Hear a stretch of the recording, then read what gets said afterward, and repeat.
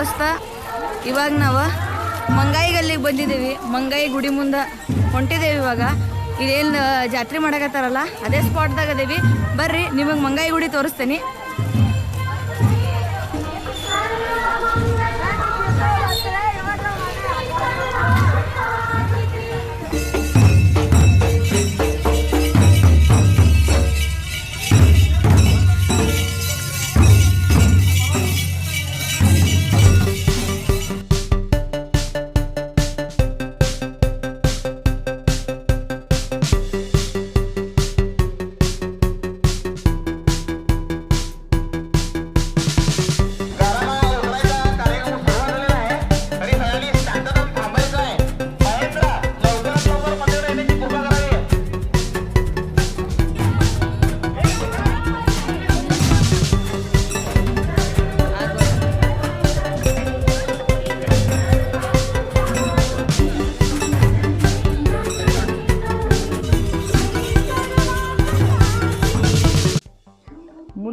ವರ್ಷದ ಹಿಂದೆ ಕಟ್ಟಿರೋಂಥ ಗುಡಿ ಇದು.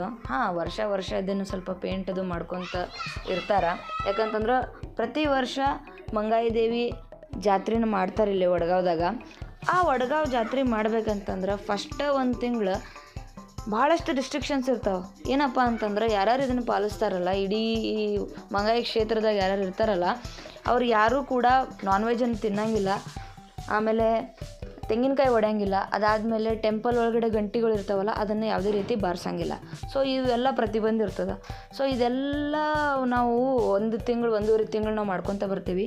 ಅದಾದಮೇಲೆ ಕೊನೆಗೆ ಇವತ್ತಿನ ದಿನ ಏನು ಮಾಡ್ತೀವಪ್ಪ ಅಂತಂದ್ರೆ ದೇವಿಗೆ ಬಂದು ನೈವೇದ್ಯ ಇಡ್ತೀವಿ. ಅದಾದಮೇಲೆ 11 ಗಂಟೆಗೆ ಯಾರ್ಯಾರು ಕುರಿ ಅಥವಾ ಕೋಳಿ ಏನು ಇರ್ತದಲ್ಲ ಅವರೆಲ್ಲ ಅದನ್ನು ಬಲಿ ಕೊಡ್ತಾರೆ. ಬಲಿ ಕೊಟ್ಟ ಅವ್ರ ಮನ್ಯಾಗ ಅವರು ನಾನ್ ವೆಜ್ ಮತ್ತೆ ಸ್ಟಾರ್ಟ್ ಮಾಡ್ತಾರೆ. ಏನು ಮಾಡತ್ತೀರ ಅಂದೆ? ನಾರळ ಪಡಲ್ಲ. किती रुपये घेता? किती रुपये घेता? 2 रुपये. हिंदी आता है क्या मराठी? हिंदी. कहाँ से हो? हाँ, वडगांव के हैं. कौन से स्कूल? 7 नंबर. नाम क्या है आपका? जियान. अच्छा, आपके फ्रेंड भी है? अच्छा बिजनेस है. करो. हाय दोस्त, ಇಲ್ಲಿ ವಡಗಾವ್ ಜಾತ್ರೆ ಐತಿ. ನಿಮ್ಗೆ ಹೇಳಿದ್ದೇನೆ ಲಾಸ್ಟ್ ಟೈಮ್ ಮಂಗಳವಾರ ಐತಂತೇಳಿ. ಇವತ್ತು ಮಂಗಳವಾರ ಅದ.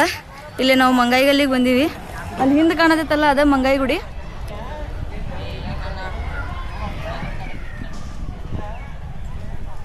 ಯಾವತ್ತೂ ಇಷ್ಟು ಪಾಳ್ನ ಗಿಳ್ನ ಹಾಕಿರಲಿಲ್ಲ ನಮ್ಮ ಕಡೆ. ಫಸ್ಟ್ ಟೈಮ್ ಎಲ್ಲ ಪಾಳ್ನ ಹಾಕಿದಾರ.